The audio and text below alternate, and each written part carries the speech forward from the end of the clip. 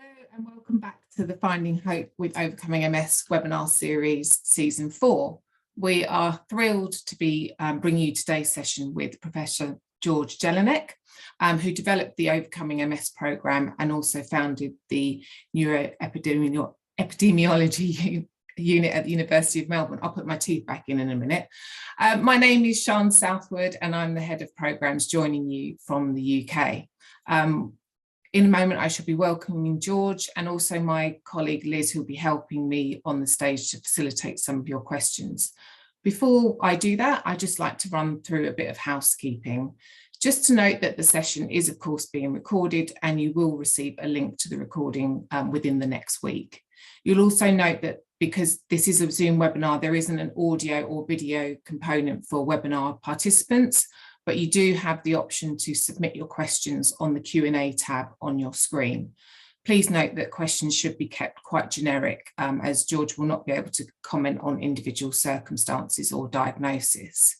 If you do experience any technical glitches, we just recommend logging out and logging back in.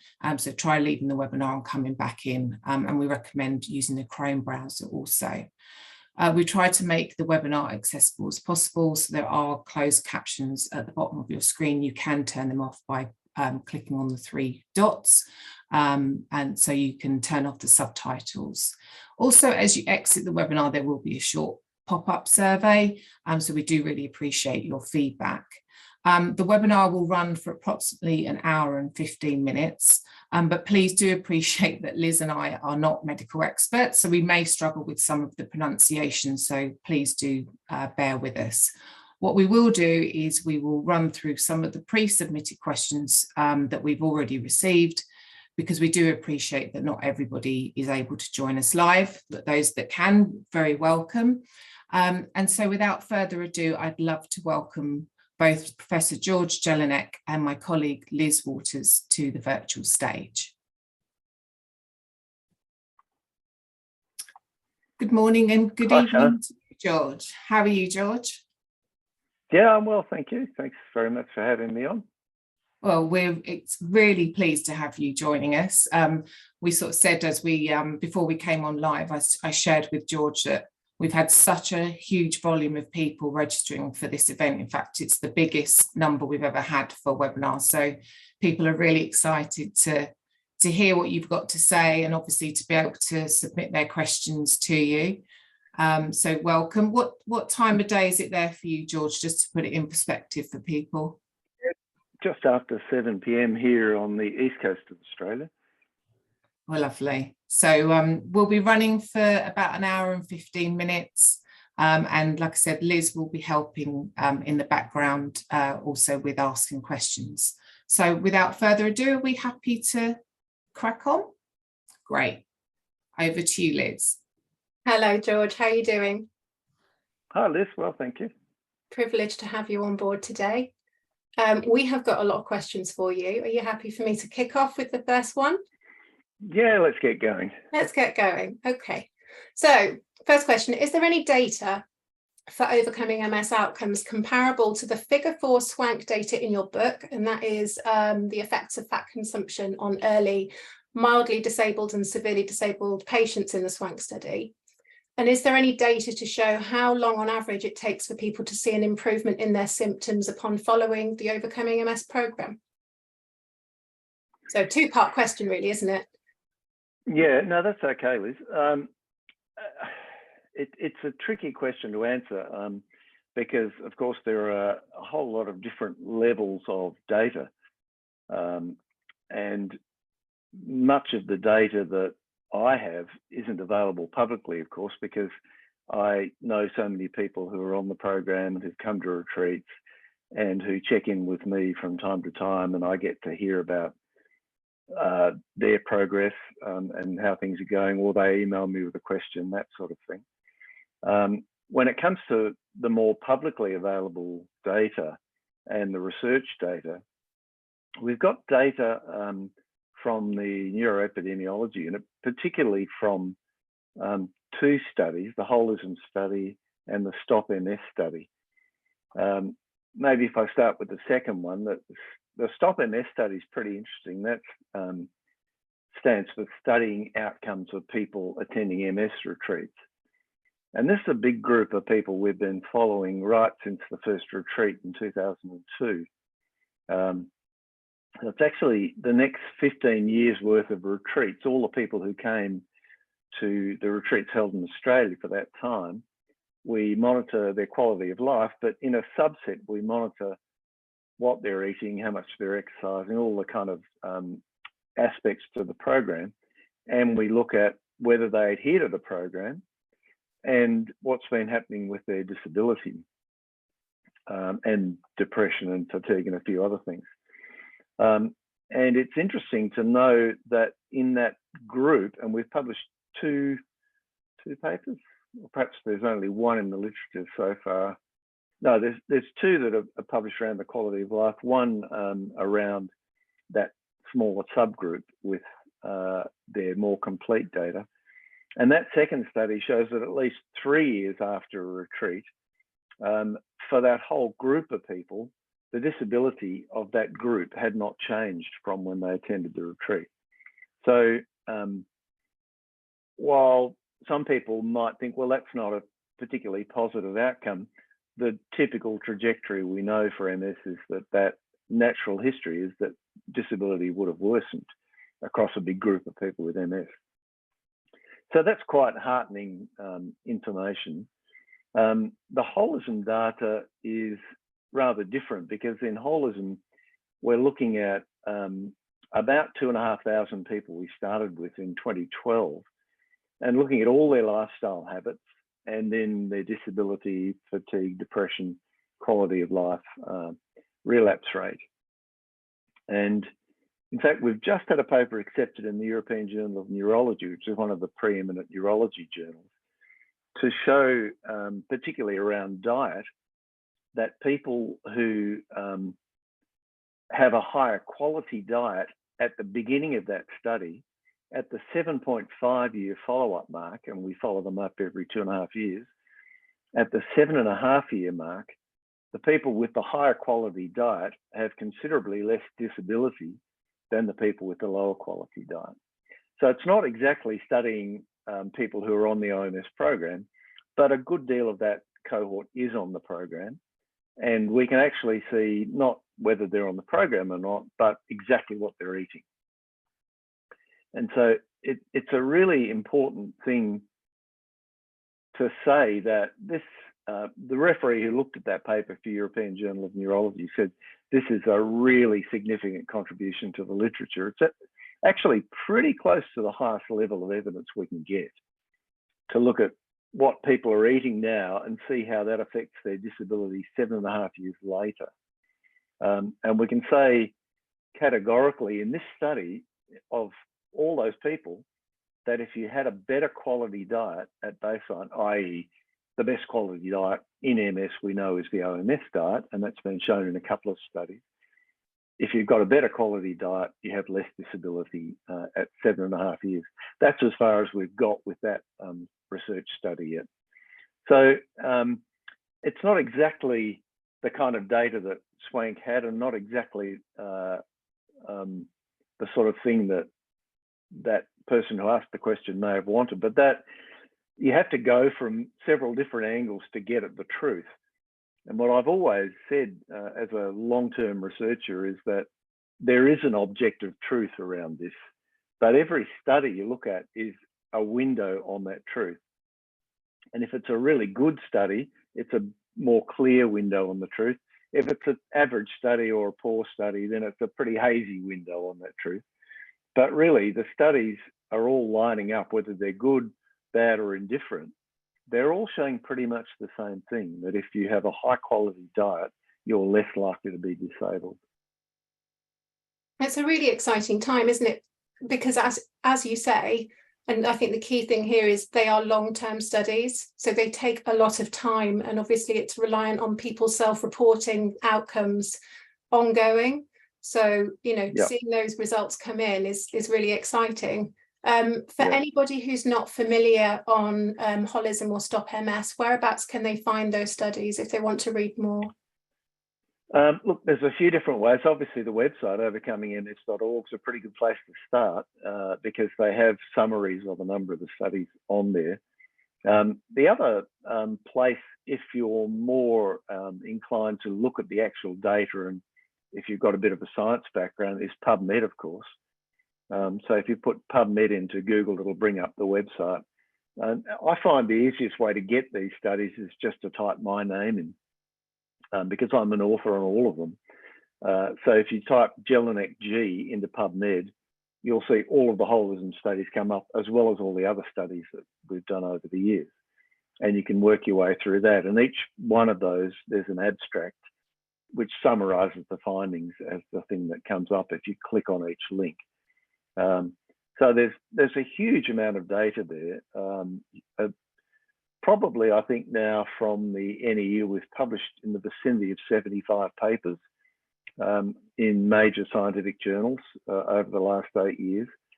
So there's a wealth of data now, and it's not just about the things that people immediately think of, disability, quality of life, but also fatigue, depression.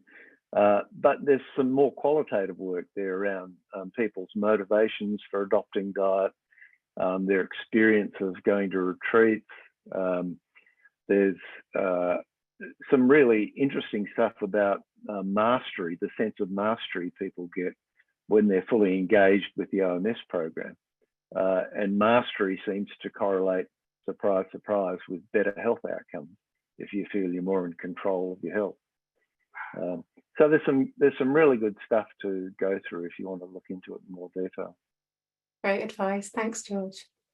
Our next question is, if MS symptoms are very minimal by the age of 60, is there still a chance for secondary progressive MS or disability? The short answer is yes. But there's a very long answer, of course. The chances are relatively small. And much of that, it would appear from what we know from our cohort and the people we talk to and so on, not from hard research studies, but from that sort of data, that you're very unlikely, if you're adhering to a really healthy lifestyle, particularly something like the OMS program where you've got multiple different things working in your favour.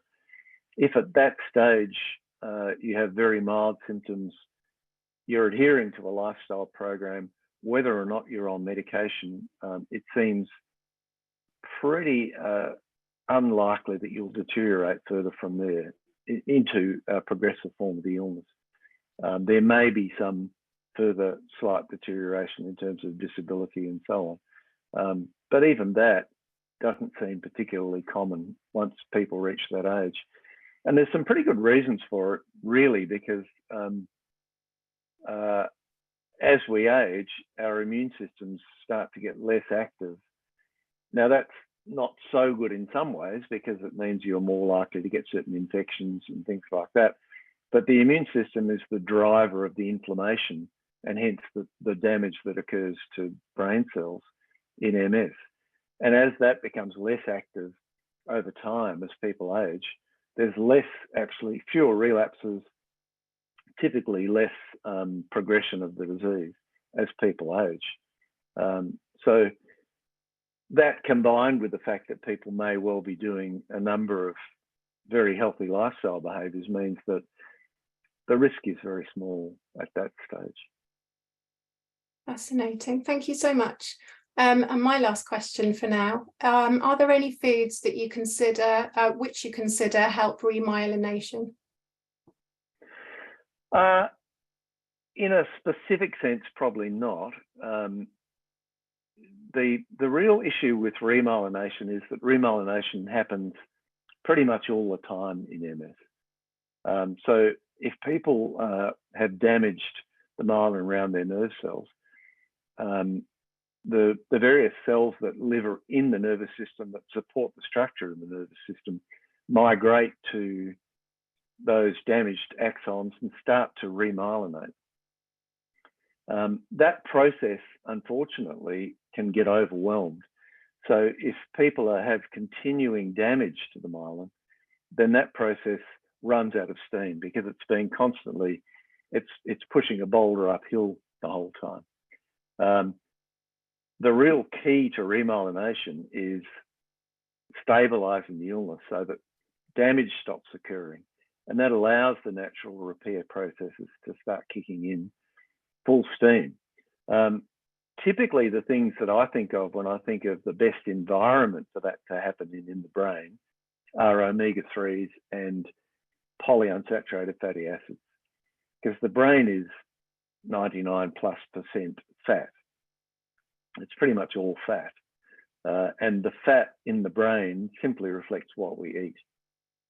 So if we change our diet, a month later, 6 weeks later, you can see changes in the fat composition of the brain. Now, I mean, we don't biopsy people's brains, but we know this because, you know, people have had other cells in their bodies looked at, particularly red blood cells, and you can look at the composition of the membranes that surround them when people change their diet. So you literally are rebuilding your brain all the time from what you eat. And if you rebuild it with fatty acids that form the structure of the brain, that are soft, pliable, less prone to being brittle and breaking like saturated fat behaves in cell membranes, then you've got a much better environment for remyelination. There's more chance for the cells to wrap themselves around the axons, for example, to move more freely in the nervous system. So my own sense of it is that getting the best structural basis for remyelination happens with essentially adhering to the OMS diet recommendations about omega-3s and avoiding saturated fat. The other thing that you probably need to think about for remyelination is oxidation and the state of antioxidant in the brain, so that where damage is still occurring around the myelin, a lot of times it will be related to free radicals being released in the brain. And antioxidants in our diet help to counteract that. So antioxidants, I think people are familiar with typically the things you see in multicolored vegetables, fruits, berries, that sort of thing. And surprise, surprise, that's the OMS diet. So, you know, really the OMS diet is the highest quality diet that currently exists in the MS space, well shown in a couple of big studies. And that's the diet that is recommended to promote remyelination as well as stopping demyelination. So the main thing is no specific food, but just embrace the Overcoming MS diet and the omega-3s and polyunsaturated fats and, yeah, anti-inflammatory foods. Yeah, look, it doesn't pay to, pardon the pun, to cherry pick the foods you eat so that you're trying to highlight remyelination. It's much more important to embrace the whole concept of that plant-based whole food diet, plus or minus seafood as people see fit and prefer. But it's the plant-based nature that gives you the antioxidation, the whole food nature that gives you the fiber and the other things that are critically important, and the lack of animal fat that means you've got a preponderance of polyunsaturated fat. Great stuff. Thanks so much, George. I'll pass over to Sian now for the next 3 questions. Okay, Liz. Yeah, thank you. Hey, George. Hi, Sian. We get asked this question quite a bit, actually. It's around your thoughts on intermittent fasting, and based on your thoughts, which approach would you feel is the most appropriate? And the person asking the question has given an example of the 5-2, 16-8. What's your thoughts on that? Yeah, it is a question that's often asked, isn't it? And I know a lot of people are interested in this. Personally, I do intermittent fasting, but I don't particularly adhere to one above the other. I don't believe there's actually sufficient data to suggest that one is better than any other. I think it's far more important if you choose to go that route to adopt something that you're likely to stick to. And so if, for example, you find it easier, like I do, to not eat after dinner, or, you know, after you've had whatever you have after dinner, stop then, go to bed and not have breakfast in the morning. So effectively have a 15-hour fast from the end of dinner till you have lunch. Then that, I find that really easy. It's a no-brainer. I do that 7 days a week. That's too easy. But the additional bit that I add on to that 2 days a week is that I don't have lunch either. Right. Now, some people will find that much harder. Personally, I don't. I find that on the days when I haven't eaten anything since the night before, by say 3 o'clock or 4 o'clock, I'm absolutely raring to go. You know, I feel fit, energetic, clear in my thinking. I find it gives me a real boost. And I know that isn't applicable to a lot of people. A lot of people will find they get a bit foggier, they feel they really are craving food and so on. So if that doesn't work for you, don't do it. Find another one that will work for you. And as you've said, Sean, there's a whole host of them out there with, I think, not a lot to choose between them in terms of effectiveness, but certainly acceptability. They might differ quite a bit from person to person. Thank you. You won't be surprised to hear that we've got quite a few questions around the diet. So on that note, the next question is, there seems to be many people following the Overcoming MS program with differing approaches, especially where diet portion is concerned. What's your take on processed food if it doesn't contain saturated fat, such as sweets or even white flour? Is it better to completely abstain, or is the occasional treat okay? And what's your definition of occasional? Well, I guess the first thing to say, processed food without saturated fat, even though it satisfies one aspect of the program, doesn't satisfy the sort of major plank of the program, which is whole food. So it's a plant-based whole food diet, not processed food diet. So concentrating on the whole foods.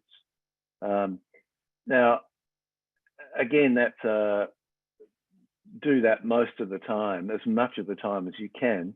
Some people will find that it's inevitable that something a bit processed will come their way, and it's not possible to avoid. Certainly if it's got no saturated fat in it, then it's not the principal culprit in MS progression. But there is data, more and more data emerging now about the dangers of processed food. And in fact, a big study released fairly recently looked at several major studies on processed food and found people who had the most ultra processed food, you know, very processed food, the ones with 35 ingredients on the label, they're the ones who had, they had a higher cardiovascular event rate, a higher death rate in the period of the study. So processed food has its own risks quite apart from what's happening in MS. Now, everyone's occasional is different, isn't it? It's a bit like asking a doctor how much alcohol you should have, and you know, an alcoholic is only someone who drinks slightly more than their doctor, basically, as the old sort of joke goes. But I think I don't have a particular definition of it. I think if people want to get a sense of the different ways you can approach this diet, the best place I recommend you go is to the first chapter in the Overcoming MS handbook, written by Jack McNulty, who's a Swiss chef. Everyone would know Jack from the Ask Jack series. He talks about the different lanes that remain within the guardrails of the Overcoming MS program, but offer slightly different approaches. And he runs through a little bit the kind of so-called treats you can have, many of which actually satisfy the program completely if they're made well. So I hope that answers the question. Shane, can you just excuse me 1 second? I've got a puppy scratching at the door and I'll just let the puppy in. Is that absolutely right? As long as nobody expects me to answer the questions as eloquently as yourself. Come on, puppy. Good girl. Good girl. Come on, Rose. Here we are. Now, we did joke, didn't we, at the beginning, George, that real life happens and we all get interrupted. Yeah. And I have actually three of my, well, two children and a partner downstairs who were looking after the puppies, but somehow they've eluded their grasp. So come on, come up here. I'll just bring the puppy up for the webinar so everyone can see her. Oh, that's beautiful. Lily. Oh, our numbers are just going to shoot up now, George. I'll just pop her back on the bed. Actually, George, that was a lovely segue because you touched on alcohol. And so one of the questions that we had was about, do you advocate no alcohol at all, or are there specific alcoholic drinks that can be consumed? Because there's been differing advice on alcohol, include drinking it before 6 p.m. So this person would welcome your advice on that, please. Well, I'm interested that there are still some concerns around alcohol out in the community, because the research seems pretty clear, and certainly the holism research is very clear.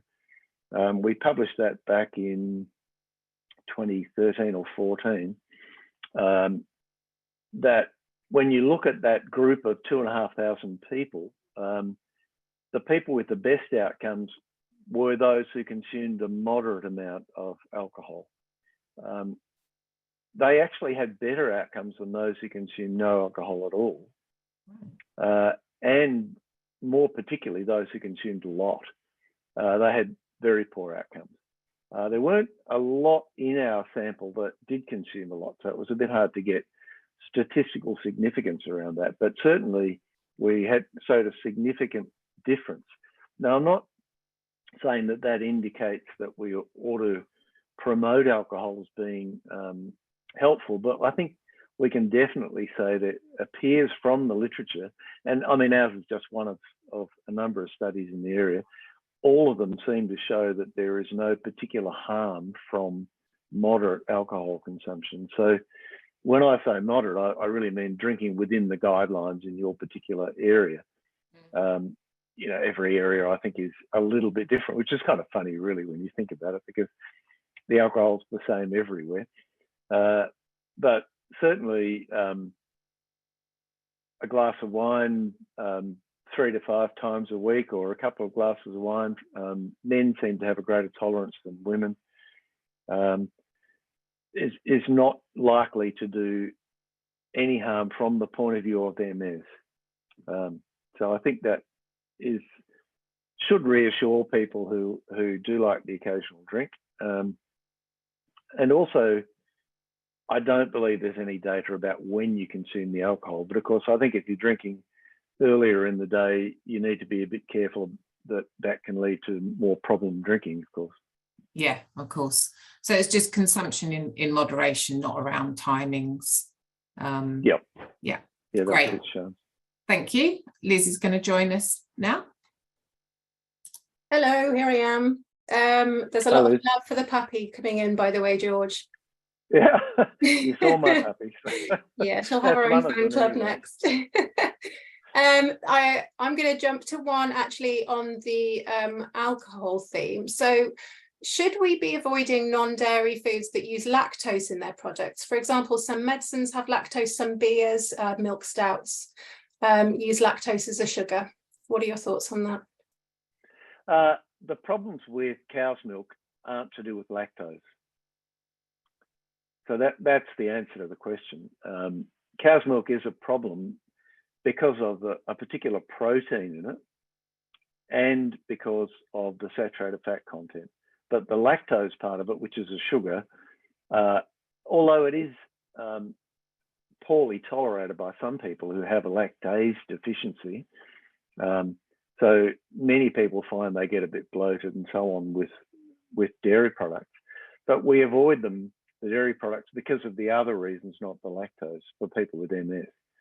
So if there's lactose in other drinks, as long as they're in other ways compliant with the OMS program, there's no problem at all having them. Excellent. So nothing to worry about, obviously, just comes down to whether you can tolerate it or not. Exactly. Yeah. Great stuff. Okay. Could you help by explaining why meat is not advocated on the diet? I'm sure it's to do with inflammation, but I would love to hear your thoughts on this and gain a clearer understanding. Again, this can be a really long answer, and I don't want to give you just concentrate on one question for the rest of the night. I think it's fair to say if you come to one of the retreats, many people, I've heard the story many times of people pulling into Macca's on the way into the retreat to have their last burger, or to the steakhouse to have their last T-bone steak or whatever, because they see it as such a treat, such a wonderful food. But by the end of the week, it's very rare for us to see anyone leave still wanting to eat meat. It takes about a week to explain why meat is so harmful in MS. But the short answer is, one, it's about saturated fat. But of course, the general reply from people who still want to eat meat is that, yeah, but I can find plenty of low-fat meats. So what about eating kangaroo or crocodile, or and there's always a list that sort of pop up, or chicken breast or whatever. One of the issues about meat is that it assumes that status in our lives, where it compels us to drive off the highway and go into a Macca's as our last meal, you know, because it's so important in our lives. One of the reasons that I chose when I put the Overcoming MS diet together to say meat is just out, rather than the Swank approach, which is no meat, no red meat in the first year, then you reintroduce lean meat, you're allowed so much. It feels awfully like, one, meat is on a pedestal, that there's this thing that continues to have control over us, and we're allowed, you know, this sort of authoritarian voice comes in that you're allowed to do this and allowed to do that. We don't speak that way at Overcoming MS. We talk about recommendations for people. You're allowed to do whatever you please, of course. You know, we don't look over anyone's shoulder and say you can or can't have this. But I've found, and many people who've been to the retreats have found, that when they stop meat altogether, it loses its power over you. It loses the hold it had on you. And it gets to the point where, for me, you know, I'm coming up for finishing my 25th year since diagnosis without eating meat. I find it repulsive. I mean, I can't bear to be in the same room as someone cooking meat. I walk past a barbecue restaurant and I have to go to the other side of the road. It's that smell of burning flesh of an animal just drives me nuts. I can't bear it. And what's happened is I've fundamentally changed my likes and dislikes, because essentially they mirror what behaviors you have, your habits. So if you change your habits, you'll find your likes and dislikes change in concert with the changed behaviors. And meat actually starts to slip out of your life as something that you look forward to, that you revere, that you pull in for your last meal before you go to one of those damn retreats where they don't serve meat. It sounds to me, from what you're saying, it's really about simplification and positive behavior change. Yeah, I mean, there's clearly the element of saturated fat, and you know, saturated fat is present in all meat, whether it's low fat or not. That's the sort of overriding issue. Saturated fat is a real problem for people with MS.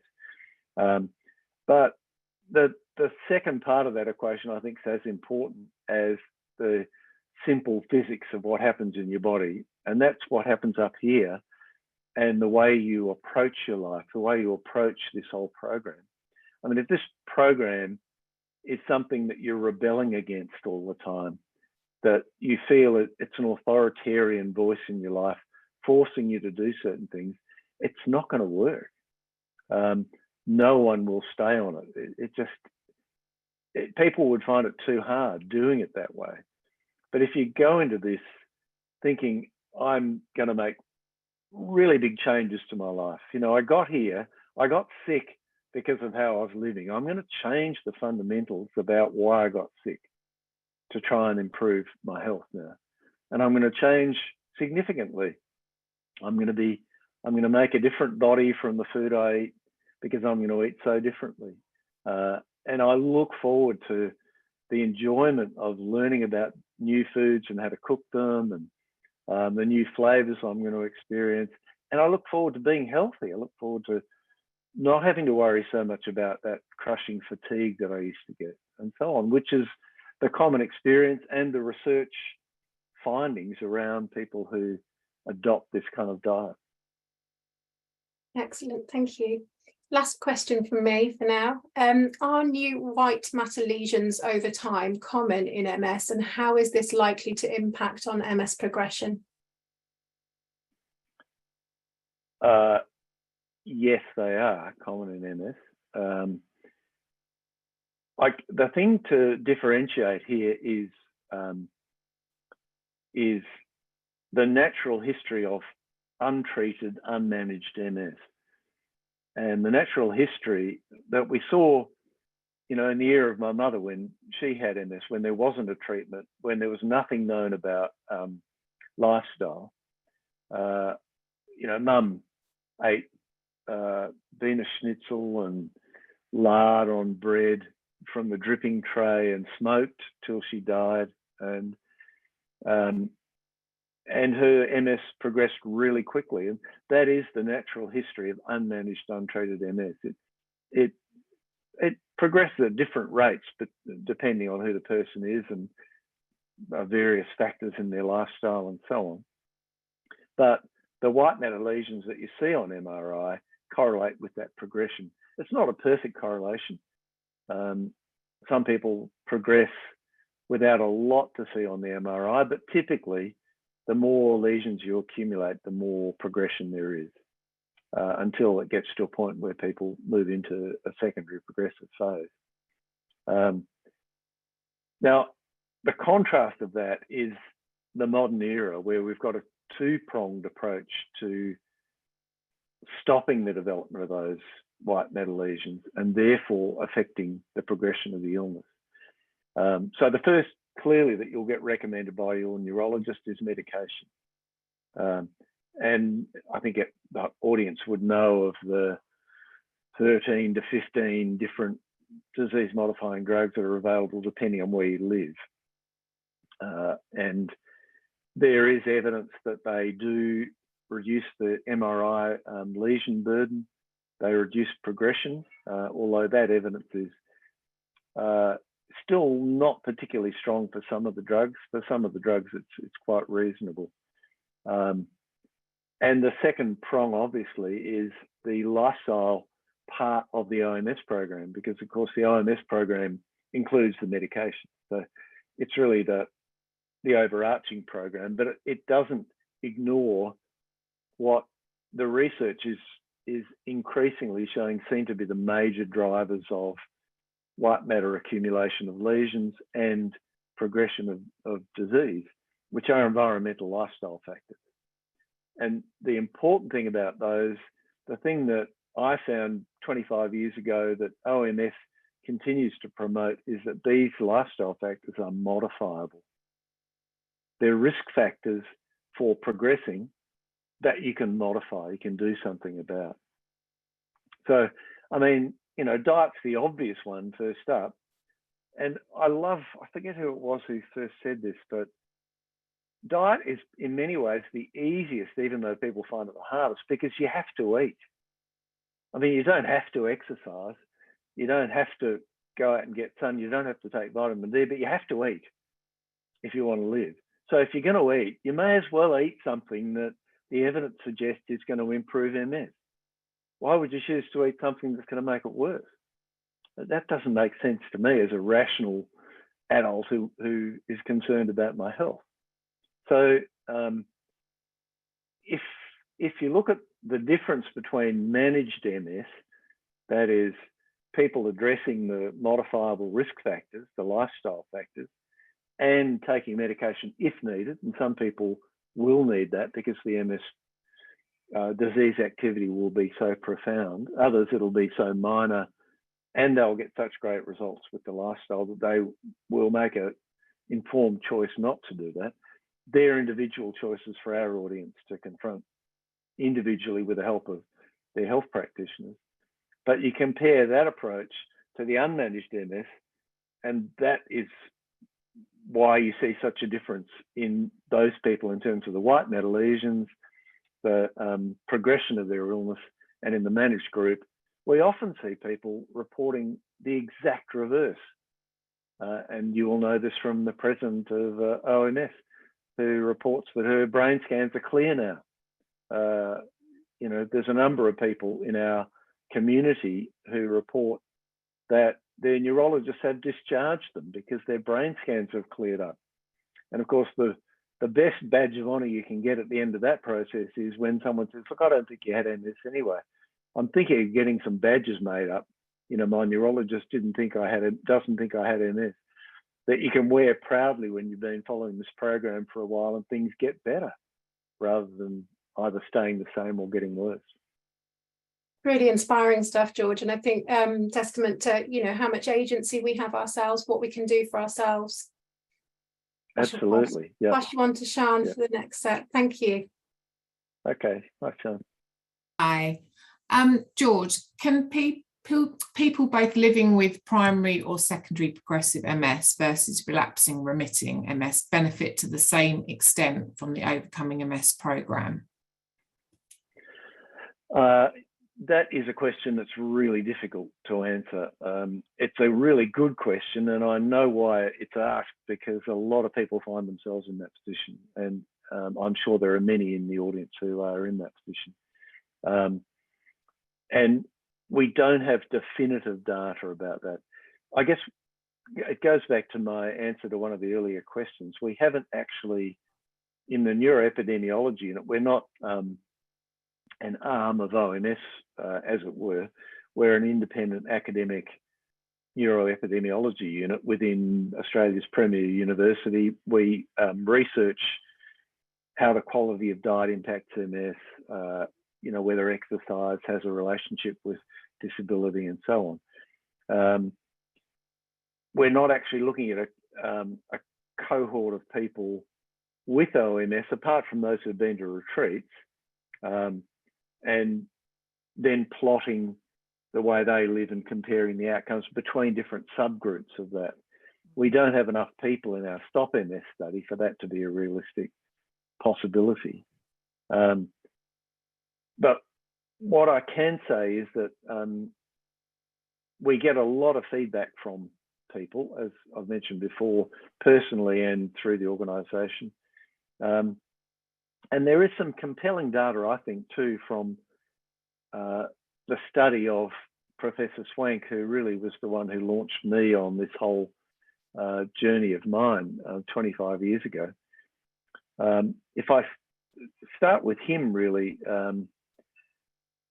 he, a couple of the graphs in his multiple sclerosis diet book, and I don't have it to hand, or I could flip up the diagram, but he showed that regardless of where you started in terms of disability, so he wasn't talking about whether you were progressive or non-progressive, he was talking about the level of disability, but it roughly correlated. The people in the very low levels of disability, high levels of disability, who had a lot of disability, were most likely progressive.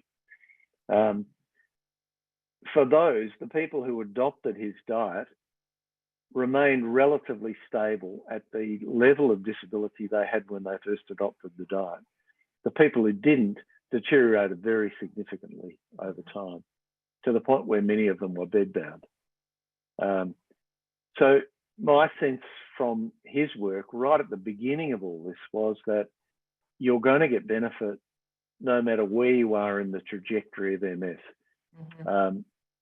You know, as long as you're still alive, the Overcoming MS diet will have some impact on the MS, whether it's relapsing, remitting, primary progressive or secondary progressive. Now, what that impact is probably what people really want to know. Am I going to get to the point where my disability starts improving? And we know from case stories, from anecdotes that people have provided us, that some people find themselves in that situation.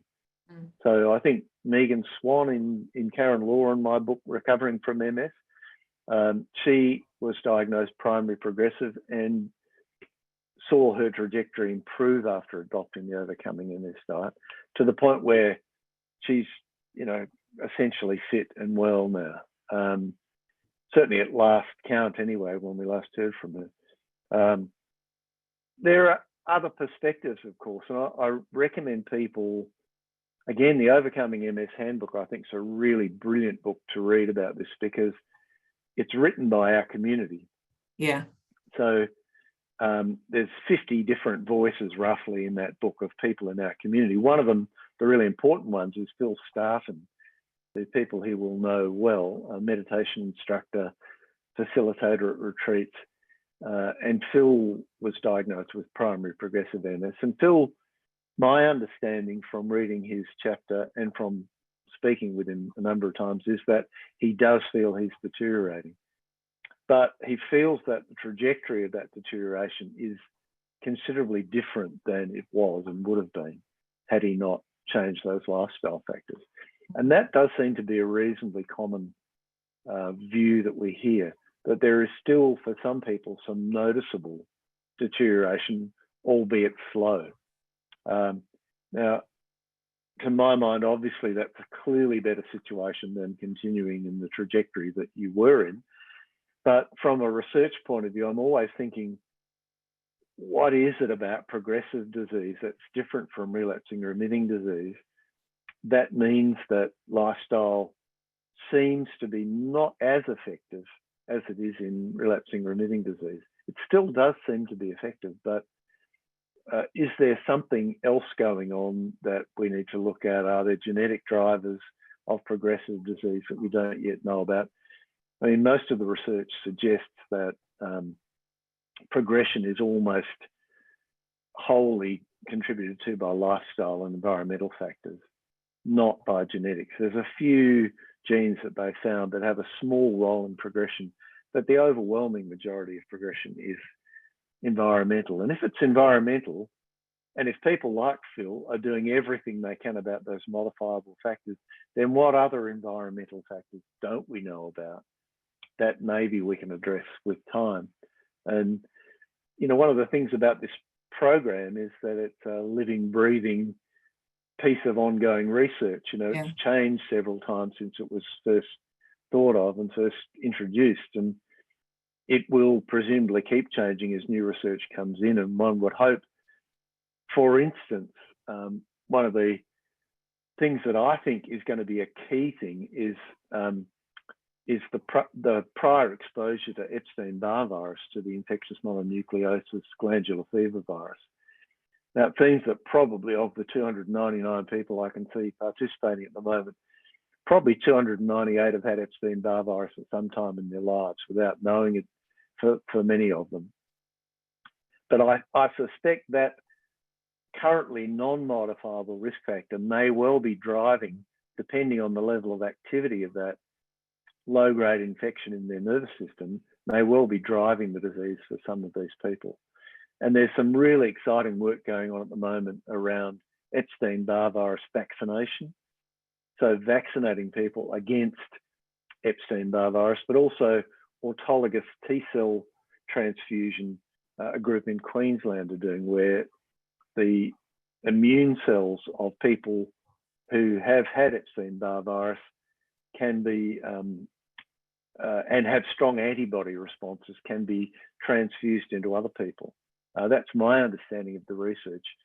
There may be a breakthrough in the next 5 to 10 years where people develop an EBV vaccine, and people with MS can line up to get the EBV vaccine if you're in that situation where things are still progressing despite doing everything. That's the sort of hope I have for the things that remain undiscovered.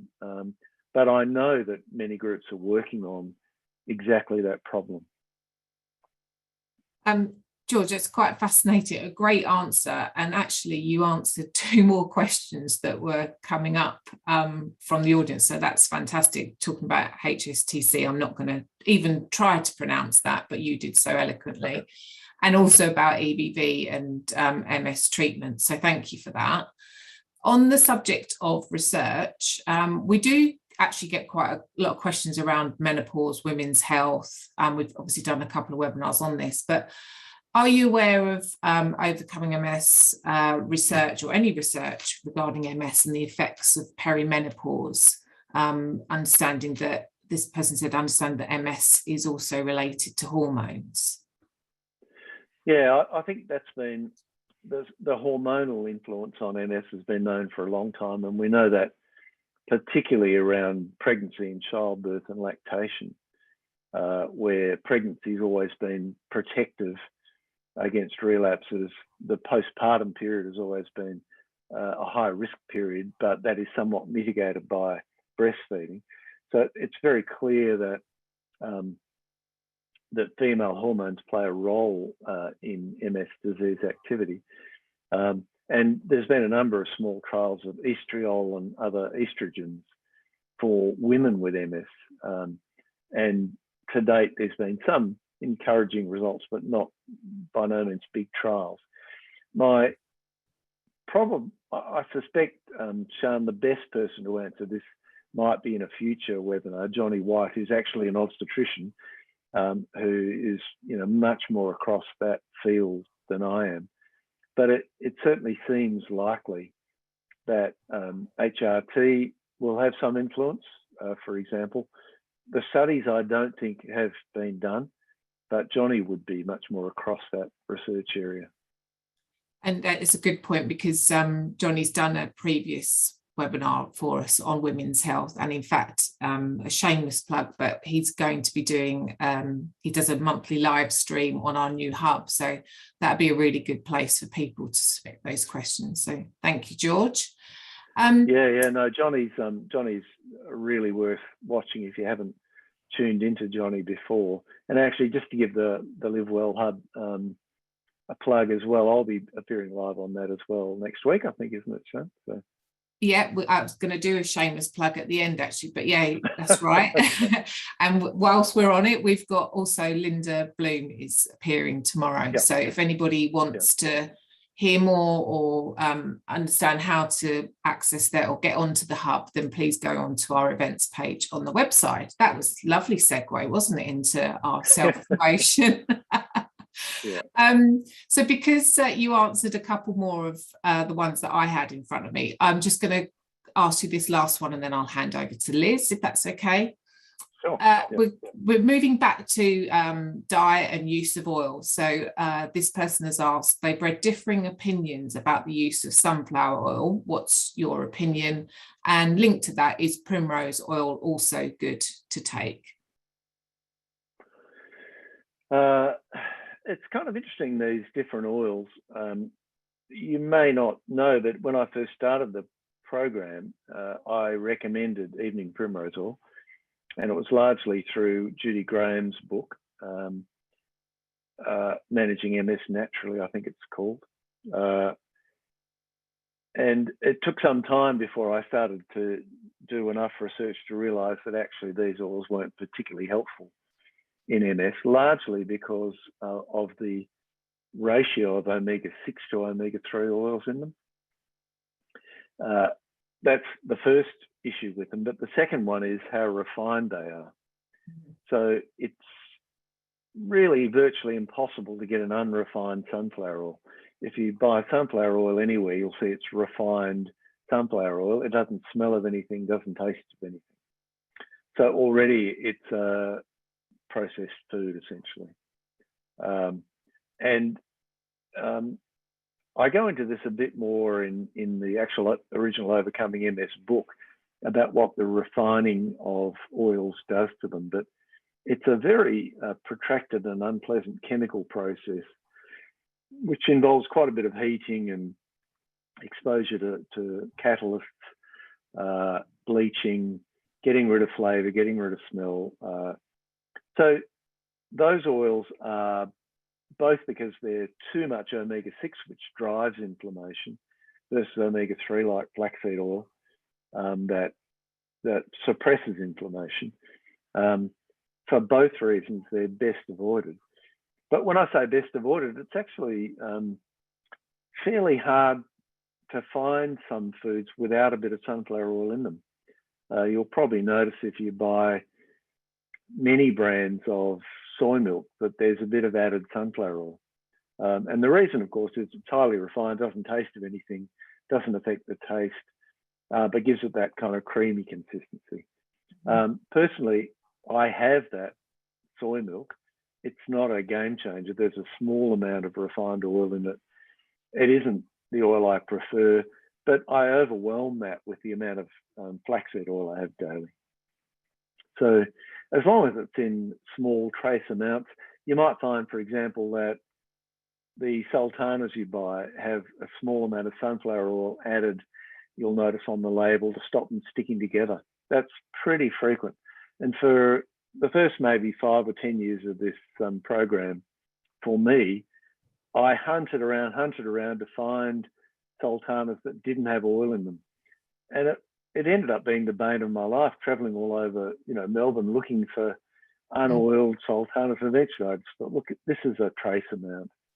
It's not a relevant question. It's sort of fine print.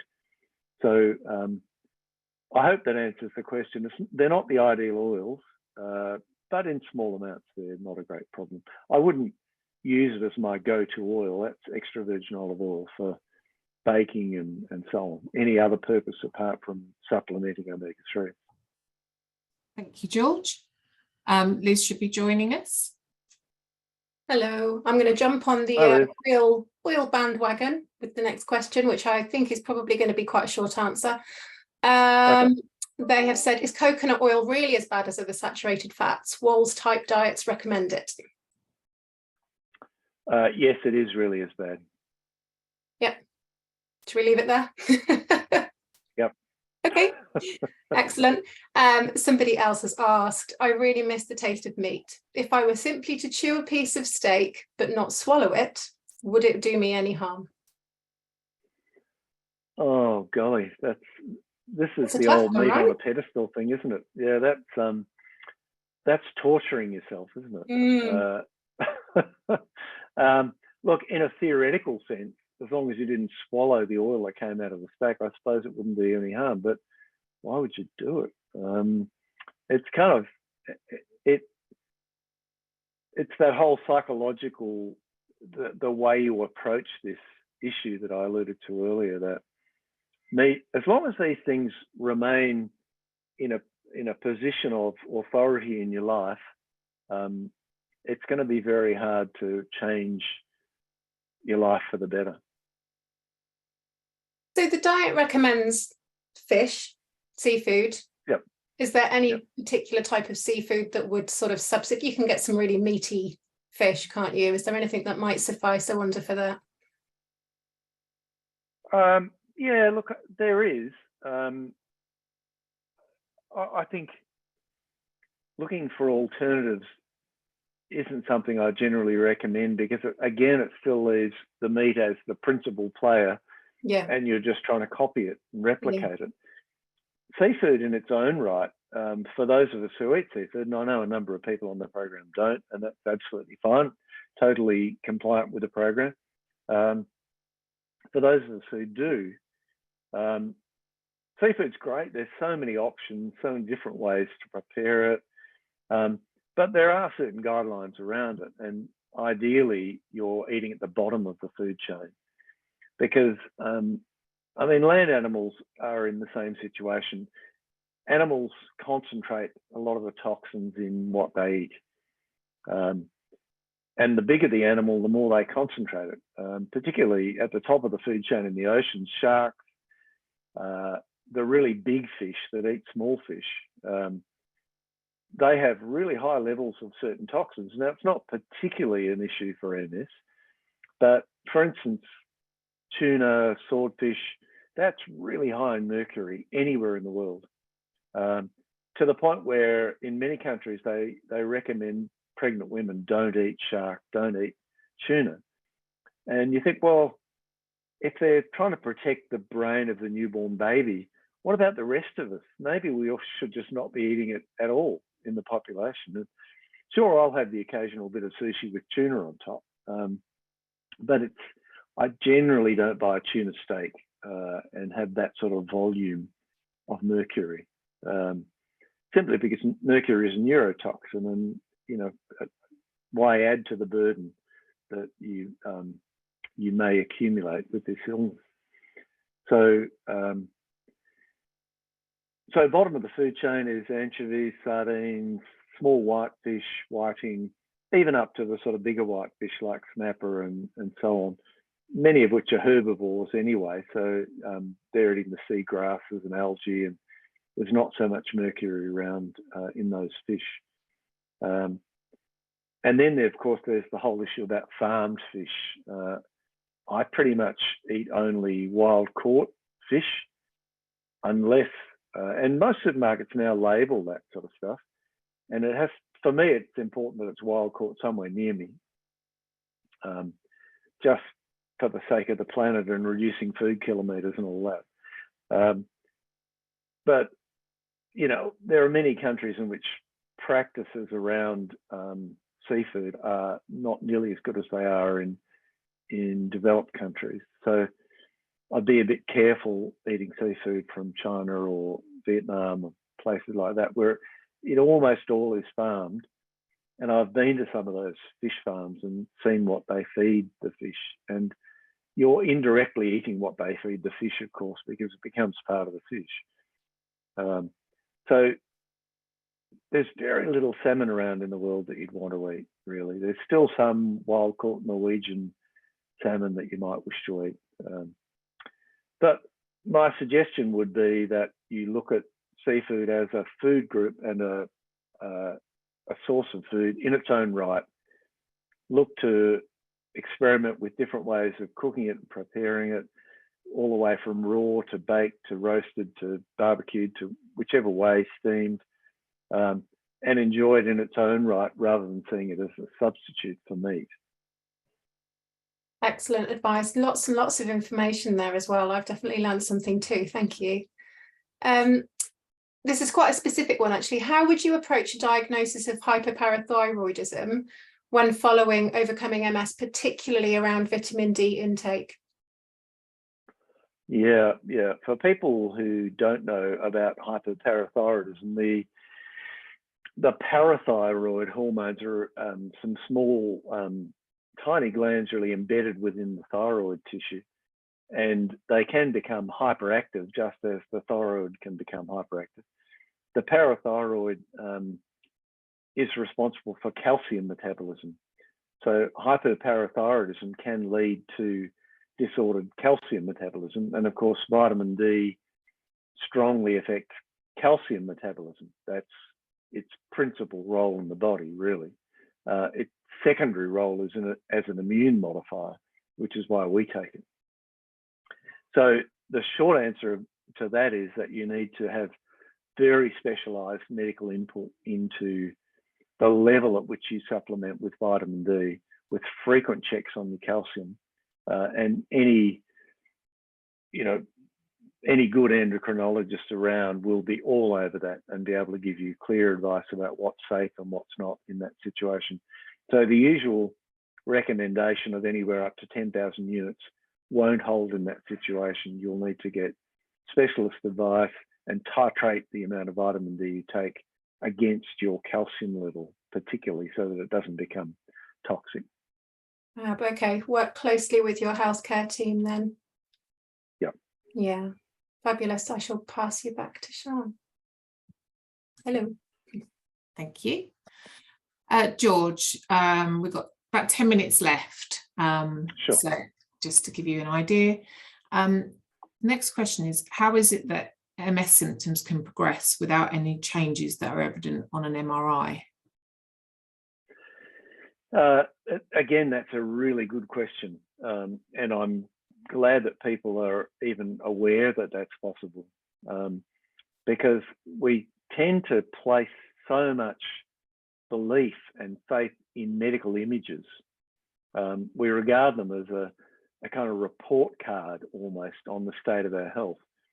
And medical images have evolved as technologies evolved, and they've gotten quite good, but they're still just a representation of what's actually going on.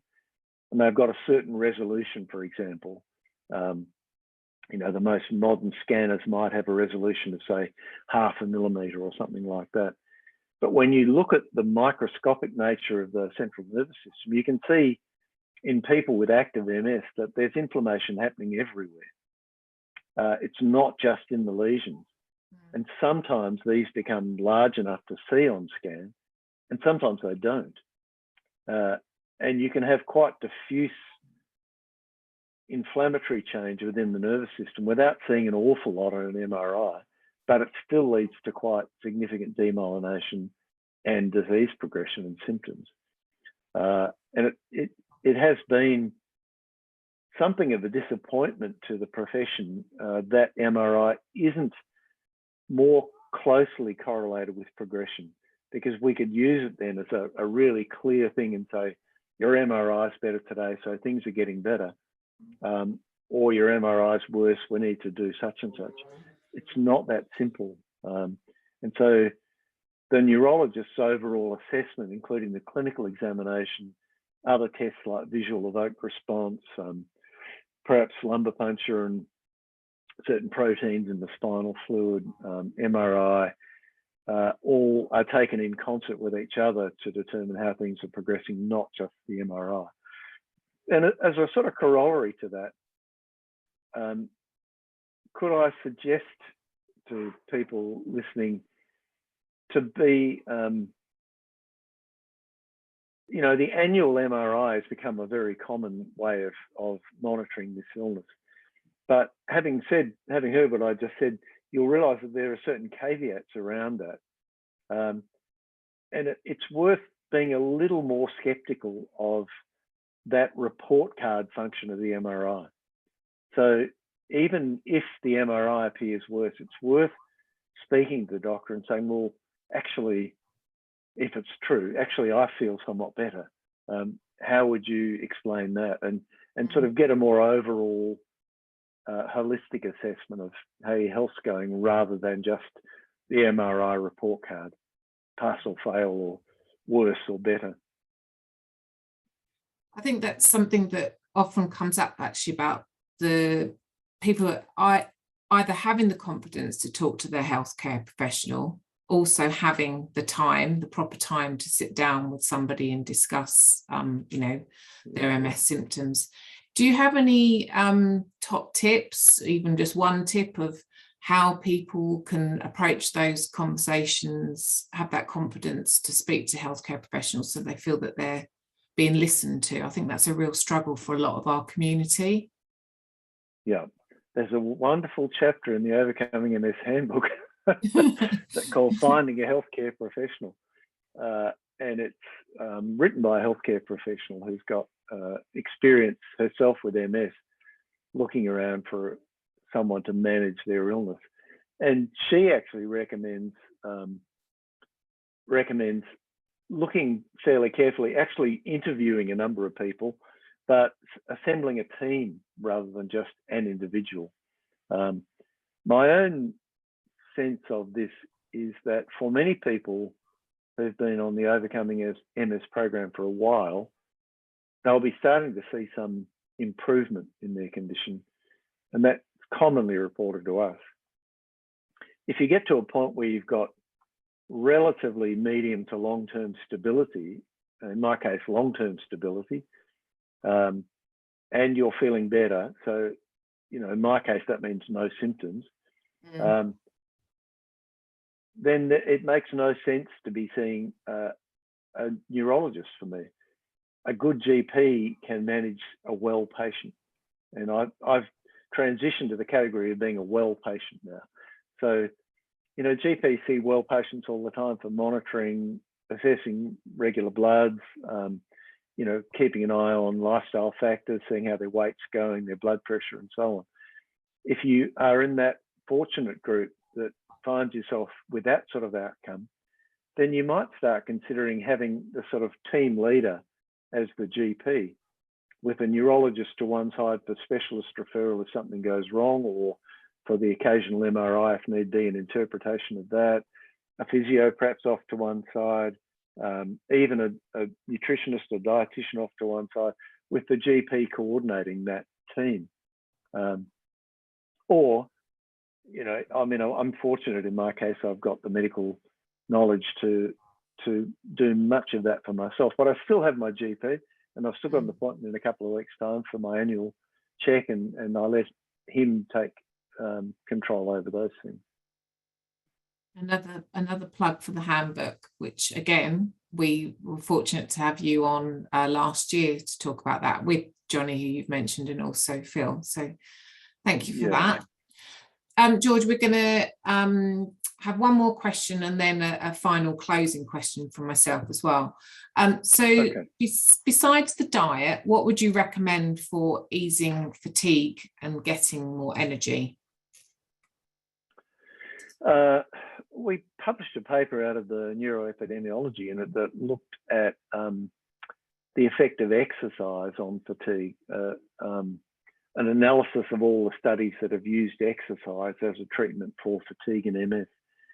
And somewhat possibly counterintuitively for some people who, and I understand that many people who are very fatigued find exercise a big mountain to confront. But it seems to be effective across a number of clinical trials, that if you can establish a regular exercise program, preferably sort of mixed aerobic and strength exercise, it'll help fatigue. I think second to diet, that is probably the most effective thing you can do.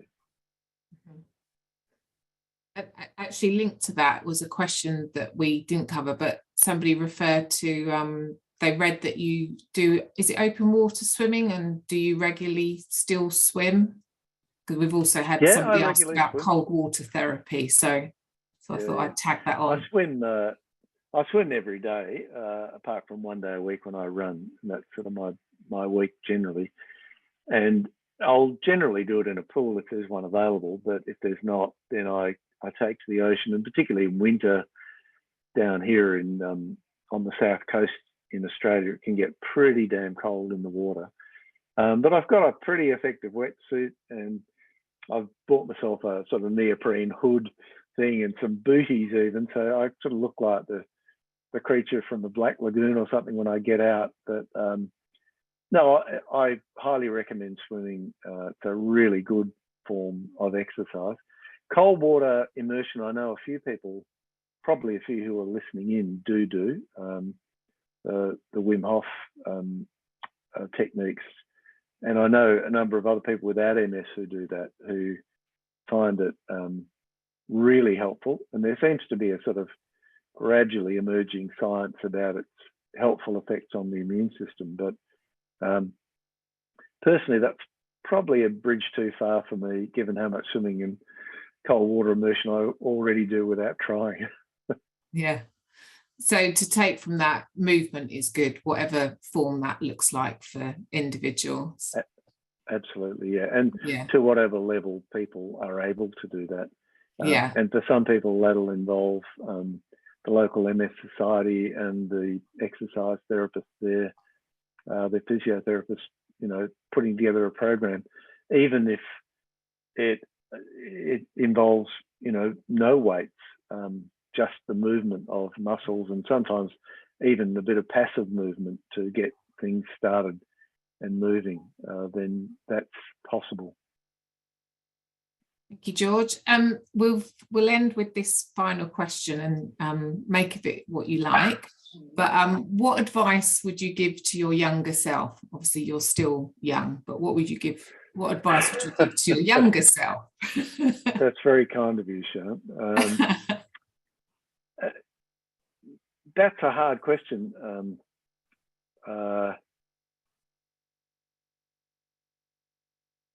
It seems a long time ago that I was diagnosed with MS, I guess because it is. It'll be 25 years soon, but it's still the sort of, having seen what happened to my mother, who I've already outlived, sadly, by 11 years. I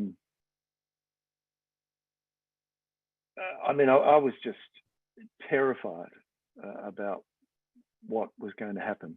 And I needn't have felt that when I think back. In a sense, it was for the best, because I wouldn't have been compelled to do the things I've done to find the things that will help me and others with this illness. But when I think back, I could have avoided a lot of it had I paid more attention to my health before I got sick. I think a few lessons emerged from that for me. Beware of ambition. Be really careful with ambition if you're an ambitious sort of person, and I was. And have a really clear think if you're an ambitious sort of person about who you're doing things for and who you're achieving the things you're achieving for. The second thing I'd say, though, is actually take note of your health, before you get sick. This is probably the wrong audience to say that to, because most of us who are listening have had a diagnosis of MS. But if I knew even a fraction of what I know now, if I'd paid a bit of attention, Mum got sick and died from MS in a relatively short space of time. And when she died, I just put up a wall between that event and the rest of my life and never looked into the box again until I was diagnosed. And it was,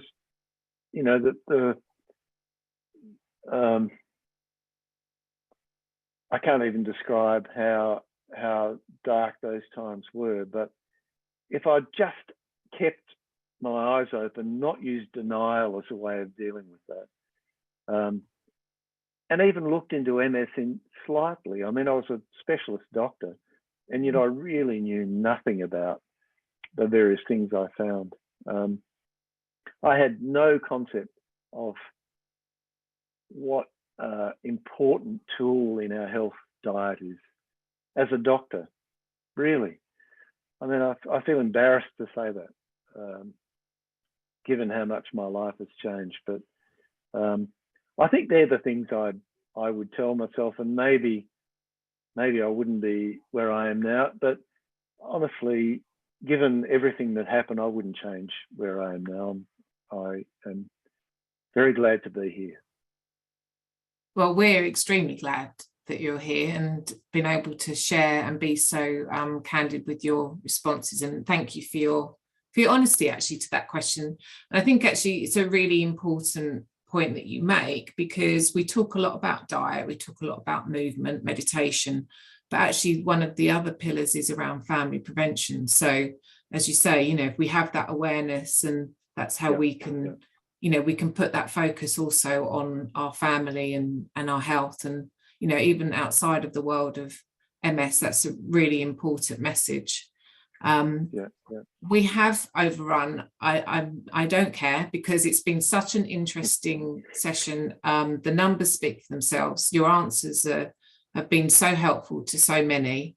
And I just wanted to thank you so much, George, for taking the time out of your busy schedule and your family life, which is going on in the background, and joining us for another fantastic webinar. So thank you again from myself and all of us at Overcoming MS and the community for joining us today. Thanks a lot, John. Thank you. Thanks everyone for coming in and listening in.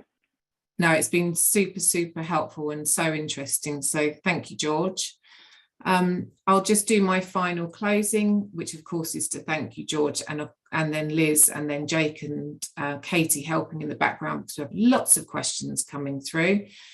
We will be taking a break for the summer in terms of webinars, but as we plugged earlier, I do want to mention that we have our live stream with Linda Bloom tomorrow. That's at 12 p.m. UK time, and that's on the Live Well Hub. And as George said, also we have George on Tuesday, the 1st of August, actually at 10 a.m. again UK time. And you can find out more information about these on our events page, and also about how to join the Live Well Hub if you haven't done so already. I think we've now got over 800 people that have joined, which is fantastic. And then another selfish little plug is around the Overcoming MS survey, the community survey, which will be launched on Monday. Again, it's your opportunity to have your say. We really want to hear from our community. It really helps us to shape our services and doing events like this. So look out for that on the website, in the newsletter. And all that's left for me to say is thank you, everybody, for joining us, and have a great day, evening from wherever you're joining us. Thank you again, George. Speak to you soon.